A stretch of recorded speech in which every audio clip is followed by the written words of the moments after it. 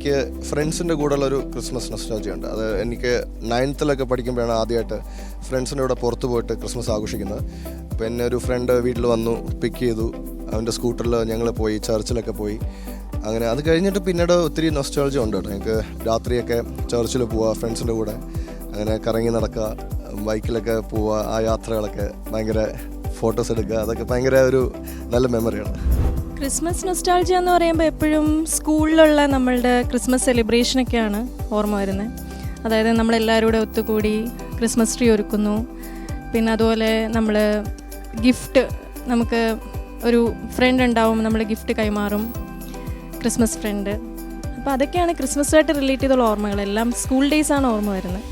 Christmas nostalgia എന്ന് പറഞ്ഞാൽ Christians ആകുമ്പോൾ തന്നെ കുറേ ഓർമ്മകൾ ഉണ്ടാകുമല്ലോ. പ്രത്യേകിച്ച് എൻ്റെ വീട്ടിൽ അച്ഛൻ, അമ്മ, 2 ചേട്ടന്മാർ, അവരുടെ ഭാര്യമാർ, പിള്ളേരൊക്കെ എല്ലാവരും ഉണ്ട്. അപ്പോൾ അവരെല്ലാവരും കൂടി ഒരുമിച്ച് കൂടുന്നത് ഈ ക്രിസ്മസ് ദിവസത്തിലായിരിക്കും. നമ്മളെല്ലാവരും കൂടി ഒരുമിച്ച് കൂടുന്നത് അതൊരു ഭയങ്കര ആഘോഷമായിരിക്കും. പള്ളിയിലൊക്കെ പോയിട്ട് പിന്നെ ഇതുപോലെ വീടുകളിലൊക്കെ ചെന്ന് കരോൾ, അതൊക്കെ തന്നെയാണ് ഏറ്റവും വലിയ സന്തോഷം. പിന്നെ പുൽക്കൂട് ഒരുക്കുന്നത്, പാതിര കുർബാന, അതൊക്കെയാണ് നമ്മുടെ ക്രിസ്മസിൻ്റെ ഓർമ്മകൾ. കേക്ക്, വൈൻ ഒക്കെ